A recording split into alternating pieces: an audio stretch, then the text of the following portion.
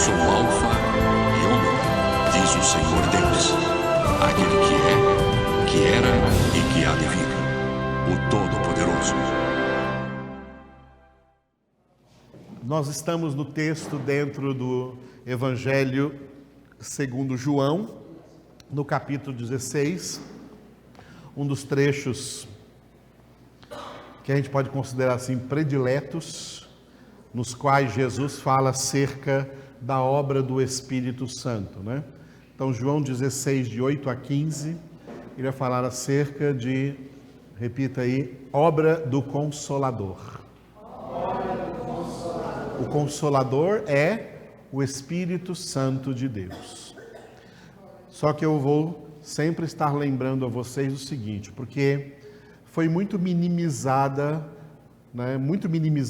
aliás, o significado do que é consolação, do que é consolo, do que é consolar. Foi muito minimizado isso no entendimento geral das pessoas. E se reduziu para dizer que consolar uma pessoa, é bater a mão na cabecinha dela quando ela está triste, ou quando ela perdeu um ente querido, Em velório se fala muito de consolação, o Espírito Santo te console, mas isso é muito pouco para definir o que é a consolação, ou como Paulo colocou no plural, na segunda carta aos Coríntios, primeiro capítulo de segunda carta aos Coríntios, as consolações de Deus. Ele é o Deus de todas as consolações, que nos consola em meio a todas as nossas aflições. Tá? A palavra, o verbo consolar, ele é muito mais do que isso que nós estamos acostumados a ouvir pelo próprio som da palavra consolo ou consolação. Consolar significa também confortar. É tanto que em inglês essa palavra é comfort, tá? Comfort, ou seja, confortar. Consolar é confortar. O que é confortar? O que tem dentro da palavra confortar é fortalecer alguém que estava fraco, tá? Fortalecer alguém que estava fraco, tá? Então, fortalecer, um dos elementos da obra do Espírito Santo na nossa vida é nos fortalecer, para que não sejamos mais fracos, mas para que sejamos fortes. Fortes, como o apóstolo João escreveu em 1 João, capítulo 2, dizendo: vós sois fortes, porque a palavra de Deus permanece em vós e tendes vencido o maligno.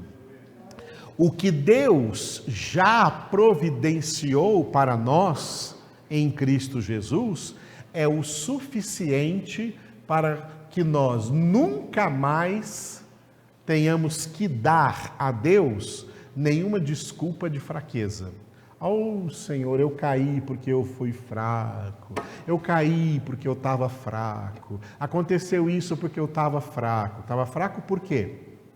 Deus vai perguntar, estava fraco porque se eu já providenciei para você tudo o que você precisa para ser forte todos os dias da sua vida e em qualquer situação pela qual você tenha que passar.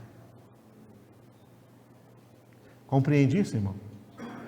Você compreende isso? Amém. Você compreende que Deus já deu para você, já colocou à sua disposição, à sua total disposição, tudo o que você precisa para ser forte e cada vez mais forte, se fortalecer cada vez mais daqui para o resto da sua vida? Que fraquezas ficaram para trás?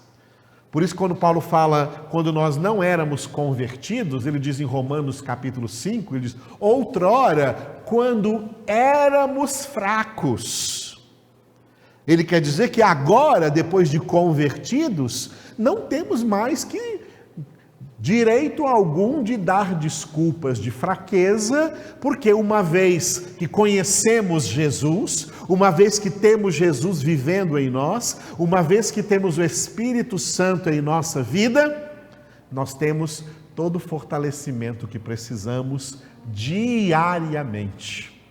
E um fortalecimento que vai progredindo, que vai crescendo, que vai aumentando, que vai nos tornando cada vez mais fortes.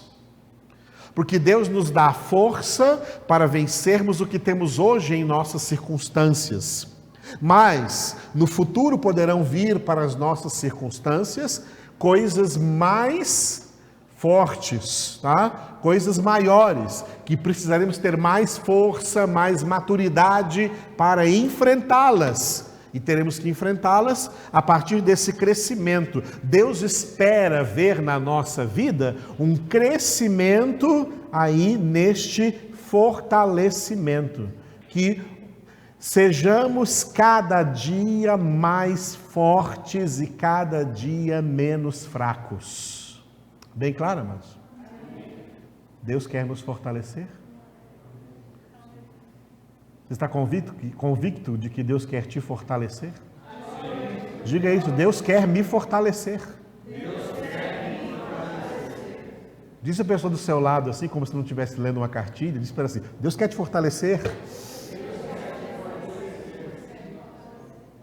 Vamos dizer como igreja, levante a sua mão direita e diga, Deus quer nos fortalecer. Amado, Deus não quer a gente fraquinho, né? O nosso Deus é forte.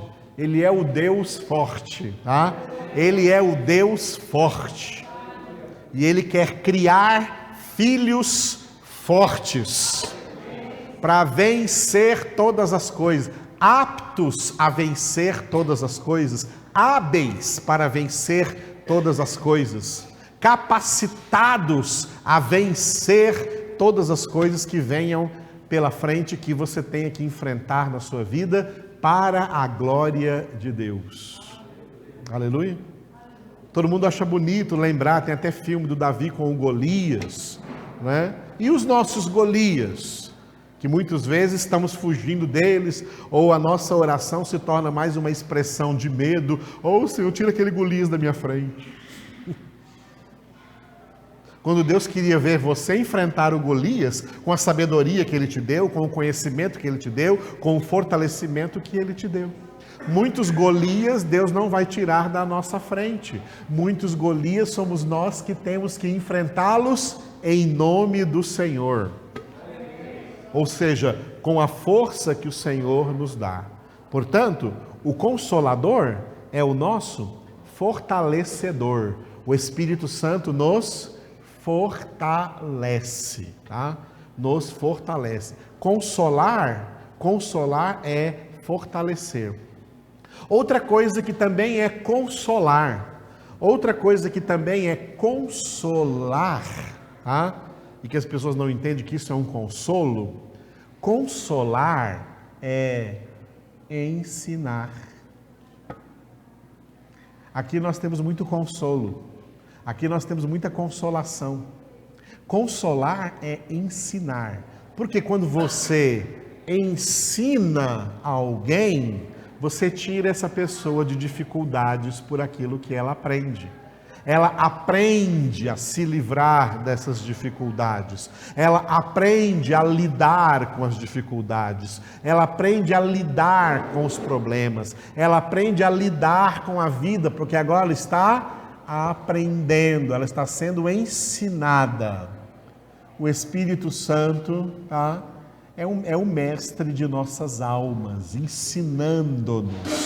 ensinando-nos a palavra de Deus, a fim de que aprendamos a lidar com tudo que aparece na vida, e assim nós não ficamos desesperados, ou entristecidos, ou frustrados, por não saber solucionar as coisas que aparecem no nosso caminho, porque agora nós temos luz, nós temos esclarecimento, temos entendimento para saber como lidar com essas coisas. Por isso que consolar é ensinar. Quem ensina traz consolação. O ensino da palavra de Deus traz consolação. Por isso nós vamos ver aqui dentro desse texto aqui, né, não hoje, mas no desenrolar desse texto, nessas nossas próximas congregações, que um dos versículos será o versículo 13 ali dentro, onde Jesus diz que o Espírito Santo é o Espírito da verdade, que nos guia a toda a verdade. Ele nos guia a toda a verdade. Uma das maneiras de fazer isso é nos ensinar a sua palavra. Amados, o nosso Deus, ele tem vários títulos que se refere às suas atribuições, aos seus atributos, mas um dos títulos que eu gosto em Deus é Deus é mestre. Porque Deus nos criou para nos ensinar. Deus nos criou para nos ensinar. O nosso Pai é mestre, Jesus é mestre, o Espírito Santo é mestre. E a coisa mais importante que Deus quer fazer com seus filhos, porque disso depende todas as outras coisas que Ele quer fazer com eles e através deles, é ensiná-los. É que os seus filhos aprendam, que os seus filhos recebam todo o conhecimento que o Deus quer nos dar, porque Ele é o Deus de todas as consolações, que nos consola em meio de todas as nossas tribulações. E uma das maneiras de fazê-lo, é ensinando para nós a sua doutrina, a sua verdade, os seus conselhos, os seus mandamentos, a sua palavra, para que nós, colocando essa palavra em prática, obedecendo ao que ele ensine, a gente passe por cima de todos os problemas que vêm, porque nós vamos solucioná-los com a sabedoria, com o conhecimento, com o fortalecimento que Deus nos dá.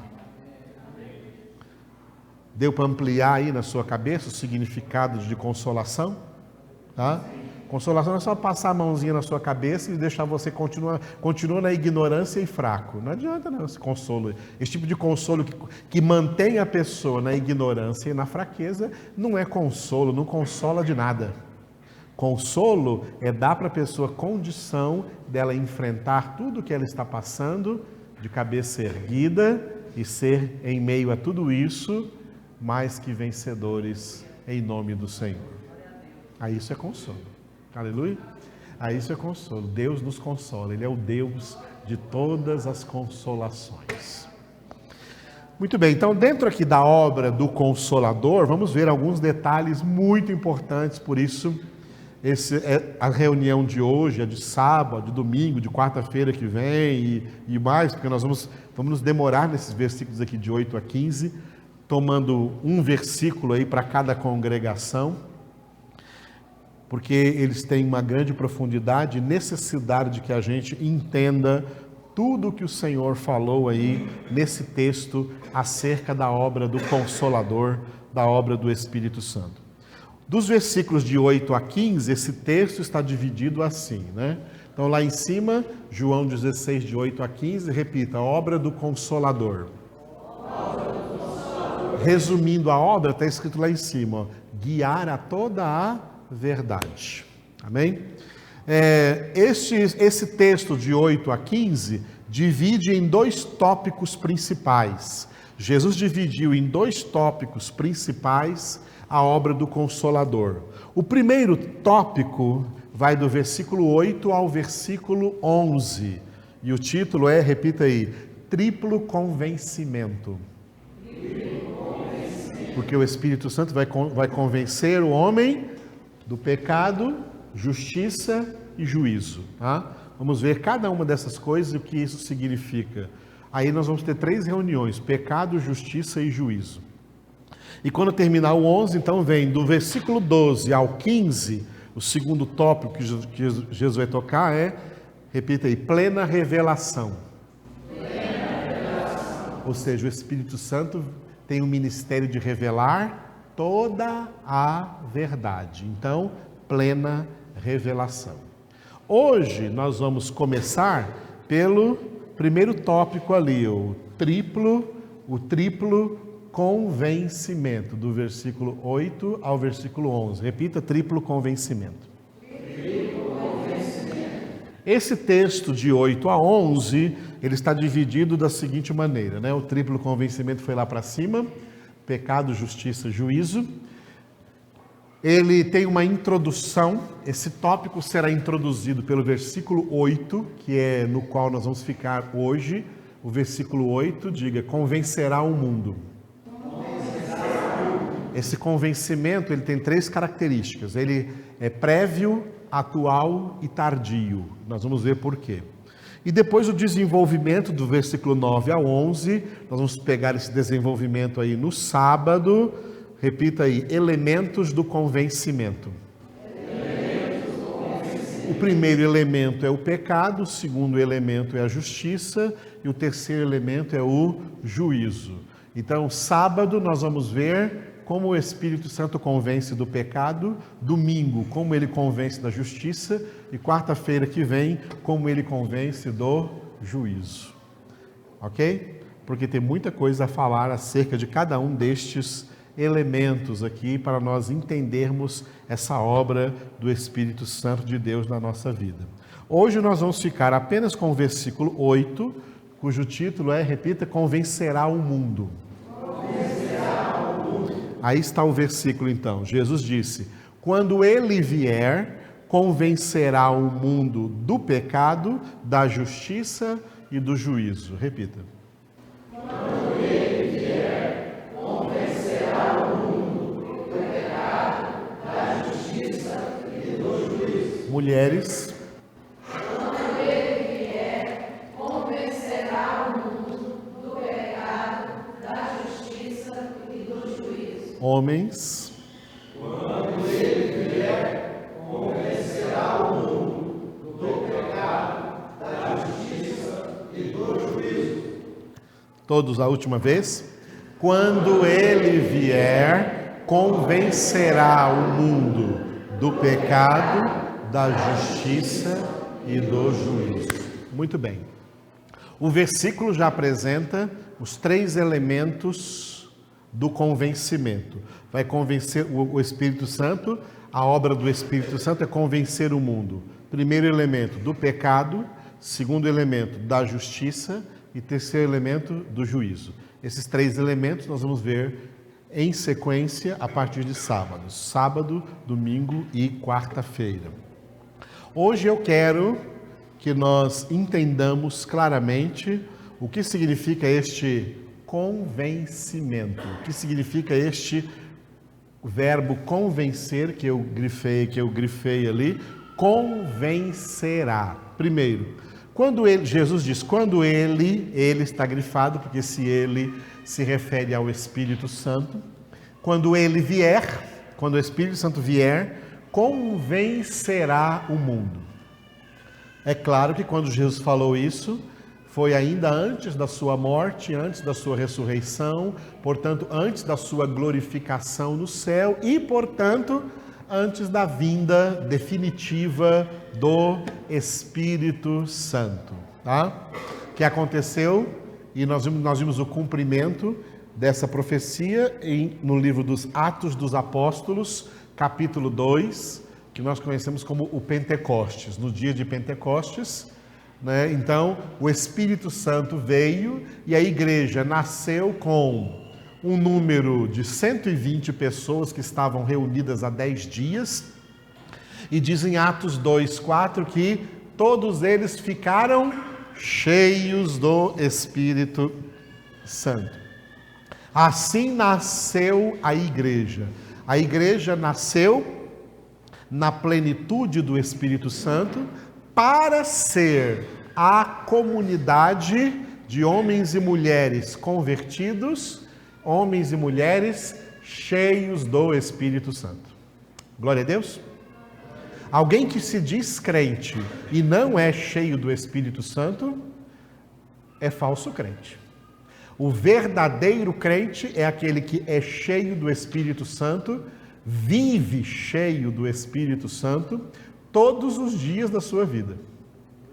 Vive cheio do Espírito Santo, ok? Só que só é possível encher um vaso, encher um copo, encher um recipiente, se ele estiver vazio de outras coisas. A razão pela qual hoje muitos crentes estão negando a plenitude do Espírito Santo e não sendo crentes cheios do Espírito Santo, é porque não está tendo lugar para enchê-los do Espírito Santo, porque eles já estão cheios de outras coisas. Primeiro, estão cheios de si mesmos. Pessoas cheias de si mesmas nunca são cheias do Espírito Santo. Para ser cheio do Espírito Santo tem que se esvaziar de si mesmo. Por isso Jesus já colocou isso quando ele nos chamou lá em Mateus capítulo 16, versículo 24. Olha, se alguém quer me seguir, não vem ainda não. Alguém quer me seguir? Não vem ainda não. Peraí, não vem não. Antes de vir me seguir, primeiro negue a si mesmo. Negue a si mesmo. Tome a sua cruz para crucificar a si mesmo. Crucificar a sua carne. Fez isso? Então vem e segue-me. Agora vem e segue-me. Jesus não quer ninguém cheio de si, porque pessoas cheias de si nunca serão cheias de Deus. Pessoas cheias de si nunca serão cheias do Espírito Santo. As pessoas que ficaram cheias do Espírito Santo, ficaram cheias do Espírito Santo porque antes disso se esvaziaram de si mesmas. Se esvaziaram de suas vontades, se esvaziaram de seus desejos, se esvaziaram de seus planos, se esvaziaram de suas ideias, se esvaziaram dos seus prazeres, se esvaziaram dos seus pecados, se esvaziaram. As pessoas hoje estão cheias demais. Estão cheias de ideias, estão cheias de planos, estão cheias de vaidades, estão cheias de propósitos, que elas aprenderam a criar propósitos nas suas vidas, estão cheias de coisa, tá? Cheias de orgulho, cheias de soberba, cheias de ciúme, cheias de inveja, cheias, portanto, de pecado. Como o Espírito Santo vai encher o que já está cheio? Os vasos de eleição de Deus, os vasos de excelência de Deus, os vasos para a honra de Deus, são vasos que Deus primeiro esvazia, tá? Que Deus primeiro esvazia, limpa, lava, purifica, e aí enche com seu Espírito. E aí enche com seu Espírito. Mas hoje em dia, as pessoas estão assim tão mal educadas, tá? Que elas não aceitam ninguém tocar em nada da vida delas. Nem Deus. Não mexe em nada da minha vida não, Deus. Eu quero que o Senhor só me abençoe, mas não tira nada de mim, não. Não mexe em nada na minha vida, não. Eu quero só que o Senhor me abençoe, que o Senhor me cure, que o Senhor me prospere, que o Senhor faça todo o bem na minha vida, mas eu não quero que o Senhor me esvazie de nada, não, porque eu gosto de tudo que eu tenho aqui. As pessoas não querem ser esvaziadas. Para ser cheio, tem que ser esvaziado. Se não for esvaziado, não vai ser cheio nunca. A igreja de Cristo nasceu ali então com 120 pessoas que ficaram cheias do Espírito Santo. E quando você continua lendo o livro dos Atos dos Apóstolos, não é? As pessoas que iam se convertendo eram batizadas com o Espírito Santo, iam ficando todas cheias do Espírito Santo. Paulo, que era um homem cheio de si, foi esvaziado por Jesus ali na estrada de Damasco e foi então hospedado na rua direita lá na cidade de Damasco, e Deus mandou lá um Ananias. Não foi o Ananias que morreu não, da Safira, é um Ananias legal. Deus mandou lá um Ananias que orou por ele e falou assim: eu vim aqui para que você recobre a vista e fique cheio do Espírito Santo. E Paulo ficou cheio do Espírito Santo. Paulo aprendeu tanto o que é ser uma pessoa cheia do Espírito Santo, que ele escreveu aos Efésios: olha, enchei-vos do Espírito. Efésios 5,18. Enchei-vos do Espírito. Repita essa frase. Enchei-vos do Espírito. O que ele quer dizer com isso? Enchei-vos do Espírito todo dia. Todo dia, todo dia. O mundo, a carne e o diabo, eles trabalham juntos. Amados, o mundo, a carne e o diabo trabalham juntos para nos esvaziar do Espírito Santo. E por isso, para vencer esse trabalho maligno do diabo, do mundo e da carne, que é a nossa própria alma e nosso interior, é uma luta contra a carne, contra o mundo, contra o diabo. Nós temos que vencer essa luta enchendo-nos do Espírito Santo todos os dias. Enchendo-nos do Espírito Santo todos os dias. A igreja nasceu assim, é assim que é a igreja de Cristo Jesus, e crente que não se enche do Espírito Santo está com problema, E o pior de todos os problemas dele nem começou ainda. O pior de todos os problemas desse crente será que ele vai enfrentar o inferno e o lago de fogo e de enxofre, porque crente vazio do Espírito Santo não vai para o céu. Está bem alertado aí? Crentes vazios do Espírito Santo não vão para o céu. Crentes vazios do Espírito Santo, eles entristecem o Espírito Santo e eles vão apagar o Espírito Santo. O Espírito Santo vai sair deles, eles vão cair na apostasia, vão cair no pecado sem perdão e não vão para o céu. Por quê? Porque são crentes aí cheios de mundo, amantes do mundo, ama tudo que está no mundo, corre atrás dos prazeres do mundo, está cheio de ídolos aí no mundo, especialmente agora nessa época de Copa aí, está cheio de ídolos aí no mundo, é um nojo. Como é que essas pessoas vão se encher do Espírito Santo se elas estão cheias de amor pela seleção e pelo Neymar? Não cabe Espírito Santo não, o Neymar já encheu tudo, a seleção já encheu tudo. Como é que vai caber Espírito Santo aí? Não cabe, porque o Espírito Santo não gosta dessas coisas. Isso é ídolo e Deus abomina os ídolos. Os ídolos são abomináveis aos olhos de Deus. Toda espécie de idolatria. Idolatria não é só aquela idolatria que a gente fala dos católicos. Aquilo também é idolatria de imagens, adorar imagens de santos. Mas muita gente resumiu idolatria só a isso, não? Idolatria é algo muito mais amplo. O futebol é uma idolatria nesse país. Você vai negar isso? É um ídolo, o povo chora, o povo paga o preço para estar lá, para viajar, o povo sorri com eles, se alegra com eles, chora com eles, briga com eles, mata até por eles, se torna violento. O que é isso? É um Deus que eles estão adorando, isso é idolatria. Ídolos, para ser cheio do Espírito Santo, tem que se esvaziar dos ídolos. Porque os ídolos te levam para o inferno, meu querido. Esses ídolos que você gosta tanto, eles estão te levando para o inferno. É lá que você vai estar com eles. Agora, para o céu, só se você tirar todos eles e deixar o Espírito Santo te encher.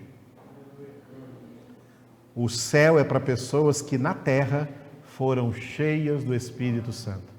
Para pessoas que na terra viveram uma vida cheia do Espírito Santo. E vida cheia do Espírito Santo significa vida vazia de si próprios, vida vazia de mundo e vida cheia de Deus. Vida cheia de Deus. Homens cheios de Deus, mulheres cheias de Deus, jovens cheios de Deus, crianças cheias de Deus. O Espírito Santo pode encher crianças. O Espírito Santo encheu João Batista quando ainda estava no ventre da sua mãe. Ele já ficou ali cheio do Espírito Santo. Ele já saltou dentro do ventre de Isabel, cheio do Espírito Santo. E como resultado disso, a própria Isabel também ficou cheia do Espírito Santo.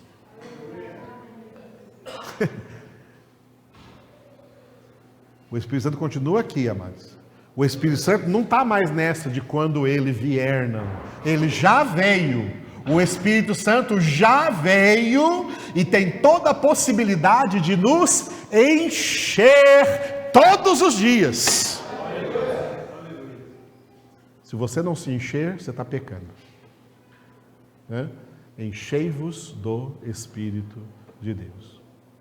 Desliga essa televisão, vai orar. Desliga essas redes sociais e vai orar. Dobra os seus joelhos, clama ao Senhor, lê a palavra, não perca a congregação, ore dia e noite, clame a Deus para que você seja uma pessoa cheia do Espírito Santo de Deus.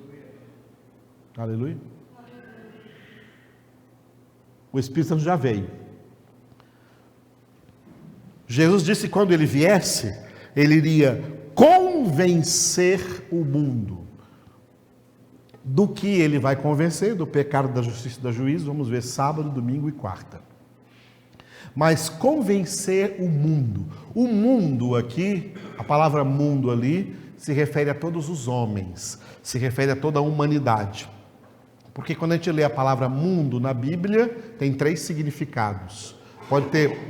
Pode ser o significado cosmológico. O significado cosmológico é o mundo criado por Deus, o mundo visível, que é a natureza. A natureza não pecou, tá? A natureza não precisa ser convencida. A natureza não pecou. Aliás, Paulo diz em Romanos 8 que a natureza sofre como que dores de parto, porque ela foi criada por Deus para ser o palco da história dos filhos de Deus. E ela está sendo o palco da história dos filhos do diabo que a destroem, a depredam e usam-a para cultuar a Satanás e não a Deus. A natureza chora, porque a natureza revela Deus, a natureza clama Deus, a natureza prega um evangelho sem palavras. A natureza, a criação revela o Criador. A natureza, esse mundo cosmológico não tem pecado. O mundo, aqui se fala do mundo, o mundo antropológico. O mundo antropológico é a humanidade. A humanidade que é descrita em Romanos 3:23 e Romanos 6:23.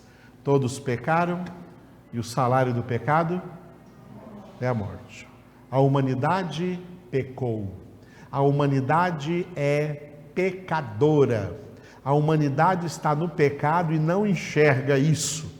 Não enxerga essa realidade. Por isso que só vai enxergar essa realidade aquele ser humano que o Espírito Santo o convencer do pecado. Se o Espírito Santo não convencer alguém do pecado, essa pessoa, para ela não existe pecado. É por isso que você vai falar para as pessoas do mundo aí de pecado, elas acham que não existe esse negócio de pecado, não, elas nem se sentem pecadoras. Elas se sentem até que são pessoas excelentes, que são pessoas ótimas. Tem gente até que fala assim, se todo mundo fosse como eu, o mundo seria uma maravilha. Mas todo mundo é como ele. É por isso que o mundo é essa maravilha que é aí. Tá? O pecado, eles não estão no pecado e não enxergam a sua situação de pecado, e nenhum homem convence a outro homem de pecado. Nenhum homem convence a si próprio de pecado e nenhum homem convence a outro homem de pecado. Só o Espírito Santo faz isso. Só o Espírito Santo faz isso. Aleluia. Então convencerá o mundo. E o terceiro aspecto aí de mundo, significado de mundo, cosmológico, antropológico e o mundo, o secularismo. Secularismo, que vem da palavra século, que não significa 100 anos, mas significa o estilo de vida em que os homens vivem no mundo. Por isso Paulo disse em Romanos 12, 2, né? Paulo disse em Romanos 12, 2, não vos conformeis com este século. Este século aí é o estilo de vida que os homens pecadores criaram para viver bem à vontade, muito bem, obrigado, sem Deus. A revelia de Deus.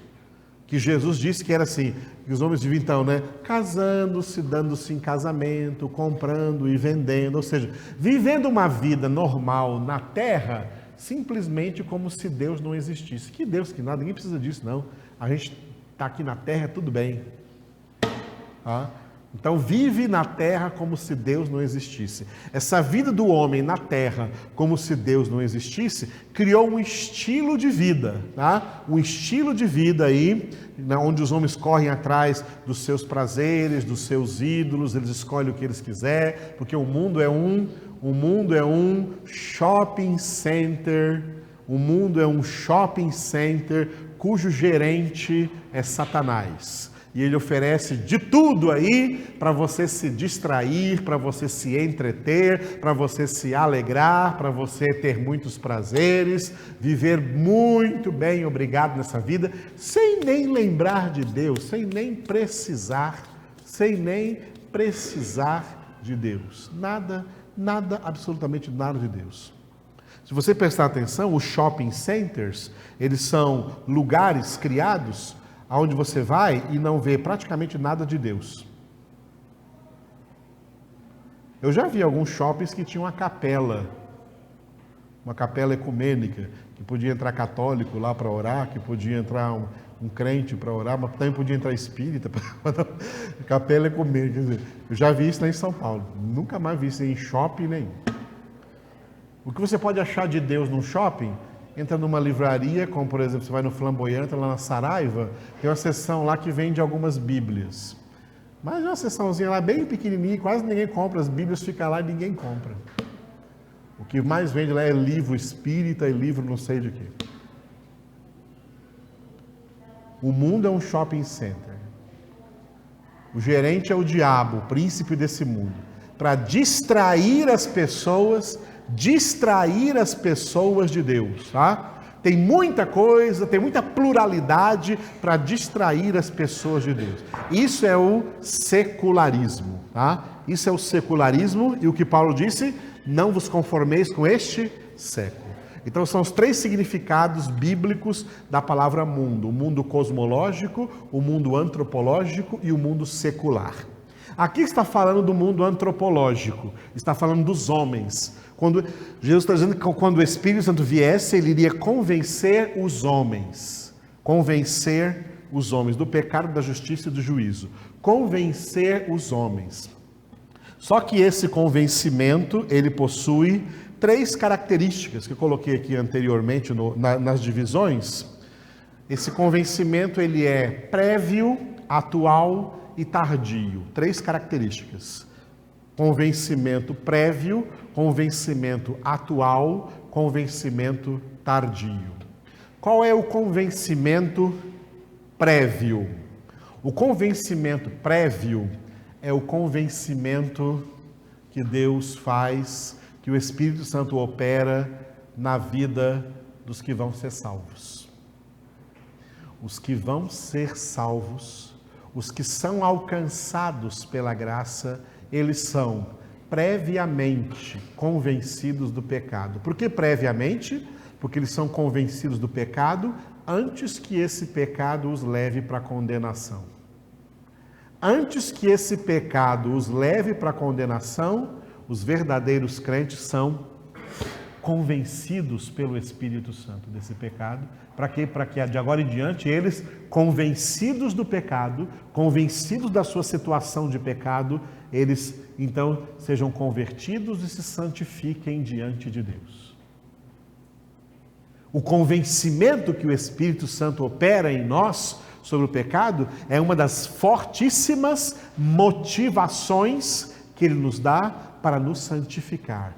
Porque dentro desse convencimento do pecado, como nós vamos ver sábado, o Espírito Santo mostra para nós como nós somos horrorosos. Como nós somos horrorosos. Você não se sente horroroso, não, por dentro? Ou você sente um cara bacana, legal, ó, o João, está tudo bem. Como nós temos más inclinações. Como nossas tendências pecaminosas são fortes dentro de nós. Por que nós enxergamos isso? Porque temos o prévio convencimento. Fomos convencidos. Antes que chegue a condenação, fomos convencidos e aí então temos tempo para escapar. Temos tempo para nos santificar. Temos tempo para nos entregar nas mãos de Deus e Deus tratar o nosso pecado, tá? Tratar o nosso pecado, santificar a nossa alma. Esse é o convencimento prévio. O convencimento prévio é o convencimento para a salvação. O segundo estilo do convencimento tipo é o convencimento atual. Convencimento prévio, convencimento atual e convencimento tardio. O convencimento prévio é o dos que vão ser salvos. O convencimento atual, ele é inconsciente. A humanidade não percebe, mas a atmosfera da terra mudou com a vinda do Espírito Santo. Com a vinda do Espírito Santo, depois da glorificação de Jesus, depois, a partir do dia de Pentecostes, por isso que uma das divisões da Bíblia, a Bíblia tem várias divisões, uma das divisões da Bíblia é Gênesis 1 até Atos 1, e Atos 2 até Apocalipse 22. Atos dos Apóstolos, capítulo 2, é um divisor de águas, é um momento crucial, é um pivô de uma mudança total na história e uma mudança total até na atmosfera da face da terra. Porque a partir do momento em que Cristo foi glorificado nos céus e que enviou o Espírito Santo e que derramou o Espírito Santo, dando a todos os crentes, tá, a capacidade de poderem ser cheios do Espírito Santo, o que ninguém nunca pôde antes, o povo de antes não podia, mas o povo de agora, da nova aliança, pode e deve ser cheio do Espírito Santo. A obra da redenção realizada através de Cristo, tá, fez, vamos dar um exemplo assim da natureza, criou um buraco nessa camada de ozônio espiritual que fechava a terra somente debaixo daquele que Paulo chamou em Efésios capítulo 2, versículo 2, de o príncipe da potestade do ar, o espírito que agora atua nos filhos da desobediência. Satanás, antes da vinda de Jesus e do Espírito Santo, no período todo da antiga aliança, no período todo do Antigo Testamento, o poder de Satanás era maior. O poder dos demônios era maior. Os estragos que eles faziam na humanidade eram maiores. Por isso que os povos eram bárbaros, os povos eram violentos. A feitiçaria na terra era uma coisa violenta, a bruxaria na terra, o satanismo na terra, os cultos onde havia até sacrifícios humanos eram imensos na terra. E uma coisa que não acontecia no Antigo Testamento era expulsão de demônios. Ninguém expulsava demônio no Antigo Testamento. Você pode ler o Antigo Testamento todinho. Quem tentou foi Davi, né? Os espíritos malignos que entraram em Saul, no apóstata Saul, mas ele tocava a cítara, o demônio não saía não, ele só se acalmava. Só se acalmava. O diabo gosta muito de música, ele se acalma com música. Ele não gosta de palavra. Por isso que as igrejas hoje estão cheias de música e com pouca palavra, porque o diabo adora música.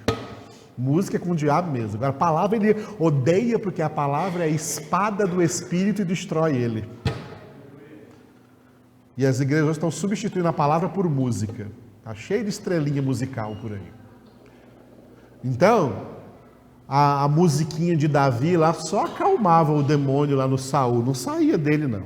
Saul, desde que foi possuído por demônios, ficou possuído até a sua morte, morreu possesso e hoje está no inferno esperando a segunda ressurreição, a ressurreição dos ímpios, para ganhar o seu corpo de volta e ser lançado no lago de fogo e de enxofre. O mundo antes da vinda de Jesus e do Espírito Santo, A vinda de Jesus e do Espírito Santo causou uma mudança na atmosfera. Jesus e o Espírito Santo feriram essa atmosfera que o diabo dominava, sobre a face da terra, e a atmosfera da terra mudou. Isso que se chama de convencimento atual. Ele é um convencimento inconsciente para os homens, porque os homens não percebem isso. Não percebem que a atmosfera mudou por causa da obra de Cristo e do Espírito Santo de Deus, que está agindo na terra. E Jesus disse para nós: estou convosco aí na terra todos os dias até a consumação do século. Jesus está conosco todos os dias, o Espírito Santo está conosco todos os dias, a probabilidade de sermos cheios do Espírito Santo está conosco todos os dias, apesar de sabermos ainda, como está escrito em 1 João 5,19, que somos de Deus e que o mundo inteiro ainda jaz no maligno, que o diabo ainda é o pai da mentira e o príncipe desse mundo, e que atua, como Paulo falou em Efésios 2,2, atua ainda hoje nos filhos da desobediência, mas Satanás e os demônios perderam muito do seu poder. Perderam muito do seu poder, porque João também disse isso na primeira carta, porque maior é o que está em nós.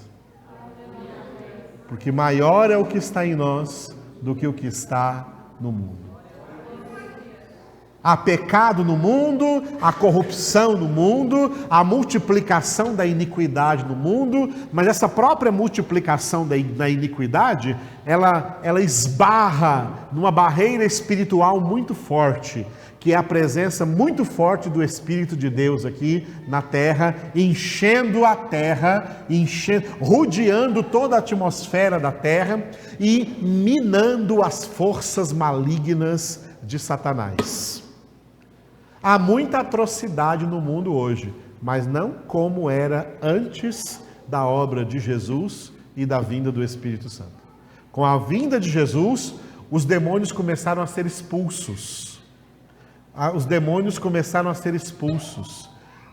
As pessoas endemoniadas caíam aos pés de Jesus e os demônios diziam, viestes, sabemos quem tu és, o Santo de Deus, tu viestes para perder-nos, viestes para derrotar-nos. E Jesus ainda disse para nós: eu dei para vocês também a autoridade para pisar serpentes, escorpiões, todo o poder do inimigo, e todo aquele que crê em mim, esses sinais acompanharão. Um deles é: expulsarão demônios em meu nome. Deus nos deu autoridade. Agora o diabo tem na terra pessoas que têm autoridade para expulsá-lo. Ninguém no Antigo Testamento teve, nem os profetas. Nem os profetas, nem Moisés, nem Daniel, nem Elias, nem Eliseu, nem Isaías. Nenhum deles expulsaram demônios. Eles não tinham essa autoridade. Eles não tinham a plenitude do Espírito Santo. Eles tinham fé. Porque Deus deu o dom da fé para eles, em Abraão, para eles serem salvos e cumprirem seu ministério.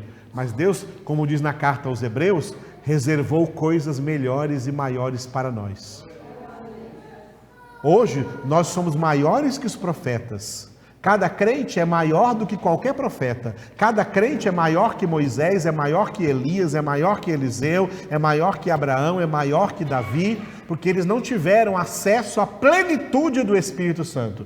E nós temos acesso à plenitude do Espírito Santo. Porque o Espírito Santo foi derramado em profusão, foi derramado em abundância sobre a face da terra. O Espírito Santo mudou a face da terra. Enquanto eu estou falando isso aqui para vocês, Satanás está rugindo de ódio, porque ele não queria que vocês ouvissem essa palavra hoje, mas ele está ouvindo, e o Espírito Santo de Deus está enchendo a face da terra. E tem o poder de encher crentes sinceros, crentes verdadeiros, crentes que buscam a Deus de todo o coração. E dá a esses crentes poder total contra Satanás. Você pode dar ordem na sua casa, quando você vê alguma coisa, tem uma coisa errada na minha casa, uma coisa errada na minha família, uma coisa errada no meu... Pode dar a ordem, ó. Primeiro, Satanás, pega tudo que você trouxe aqui para minha casa e sai daqui! Porque aqui quem reina é o Senhor. Aqui quem reina é o Senhor. Às vezes eu estou dirigindo por aí e sinto que tem alguma coisa errada no trânsito. O diabo está tentando causar algum tipo de acidente, usar algum dos seus secretários aí, usar algum ímpio para provocar algum acidente. Fala, Satanás, te repreendo agora em nome de Jesus, em todas essas pessoas que estão dirigindo aqui agora. Você não vai fazer nada, não vai causar nada. Pode sair delas agora em nome de Jesus. Os crentes hoje não estão exercendo a autoridade que o Senhor lhes deu. A autoridade é algo para ser exercido. E Jesus deu autoridade para pisar de serpentes, escorpiões e todo o poder do inimigo. Você vê, quando você repreende Satanás, muita coisa se ameniza. Porque ele está tentando, através dos problemas, ele quer evidenciar mais esses problemas, dificultar mais as coisas para nós. E quando nós repreendemos, toda a força do diabo tentando dificultar tudo isso, cai por terra. Aí fica o problema purinho, mais fraco, mais fácil da gente resolver. Aprenda a ser homem espiritual e a ter discernimento de todas as coisas, ter o discernimento dos espíritos, saber como o Espírito de Deus age na sua vida, te mostrando como você pode repreender as ações de Satanás na sua casa, na sua vida. Quem tem bebês, quem tem crianças aí, como vocês que estão cheios de crianças, cheios de bebês aí, graças a Deus. Quem tem bebês aí, bebês são muito sensíveis espiritualmente, porque não receberam toda essa contaminação do mundo ainda, tá? São muito sensíveis espiritualmente, e o diabo gosta de atacar bebês. Quando os meus 2 filhos eram bebês, eles eram atacados. Quando a gente aprendeu isso, a gente repreendia e orava por eles antes de dormir, ou durante o sono, a orarmos por eles. Bebê não dormia, pode repreender. Repreende os Satanás. Para de impedir meu filho de dormir, sai agora em nome de Jesus. A criança dorme. Maravilha. Problema de enfermidade. Satanás usa espíritos de enfermidade, entendeu? Para trazer complicação para você, para os seus filhos. Repreende em nome de Jesus. Todo espírito de doença sai agora. Jesus Cristo nos dá saúde. Esse é o convencimento atual. O Espírito Santo está aqui atualmente. O Espírito Santo está aqui. O Espírito Santo está agindo o tempo todo. Satanás está reprimido. Os demônios estão reprimidos. Eles não têm mais o mesmo poder que tinham antes. O império de Satanás foi ferido. Satanás é uma besta ferida, prestes a ser lançada no abismo por 1000 anos e depois no lago de fogo e de enxofre por toda a eternidade. Porque o Espírito de Deus está aqui. Então, o convencimento prévio já foi para nós já fomos previamente convencidos. Já foi convencido do pecado e por isso está se santificando? O convencimento atual, ele é uma realidade tão poderosa, como eu estou falando para vocês, embora fique inconsciente dos homens. Os homens não veem, não enxergam isso. Mas nós que somos de Deus enxergamos. Quem é de Deus enxerga. E o terceiro tópico e último de hoje, para terminar, é o convencimento tardio. Toda a humanidade que não foi convencida previamente do pecado, da justiça e do juízo, será convencida quando for tarde demais. Quando for tarde demais. Quando já estiverem definitivamente no estado de condenação.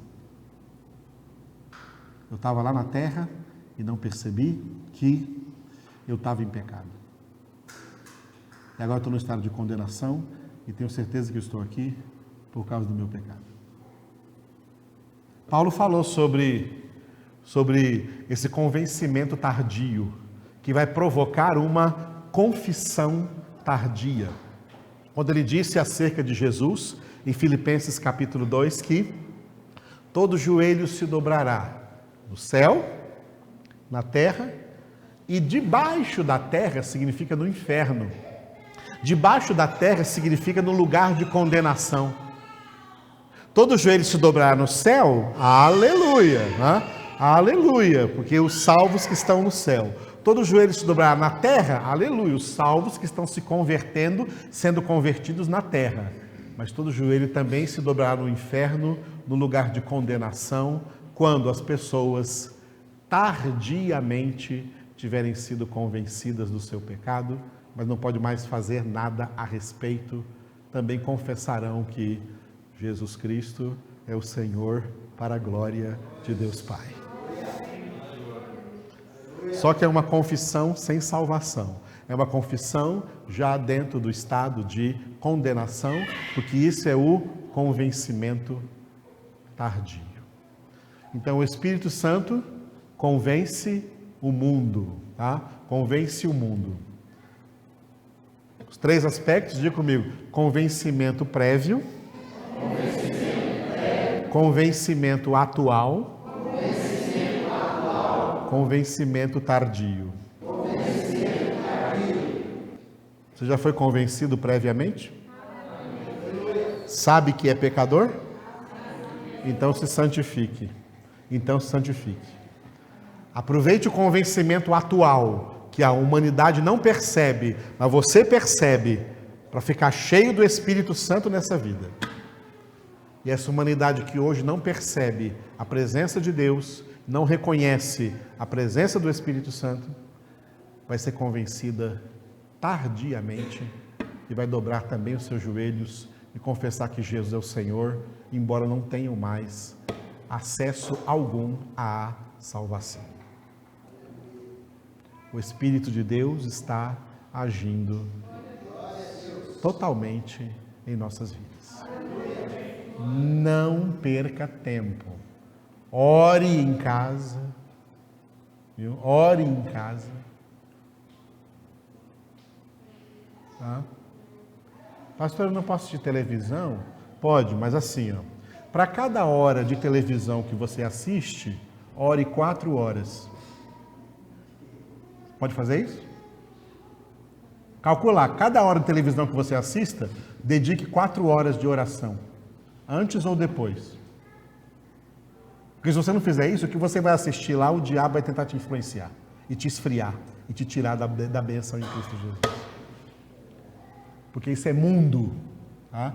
Isso é mundo. Então, ore, seja pessoa de oração, seja pessoa de meditação na palavra, seja pessoa de congregação, tá? Seja pessoa de congregação.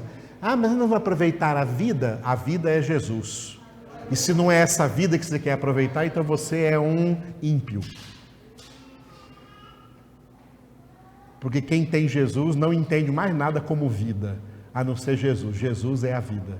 Jesus é a minha vida. Jesus é a vida eterna. Jesus é minha vida agora e para sempre.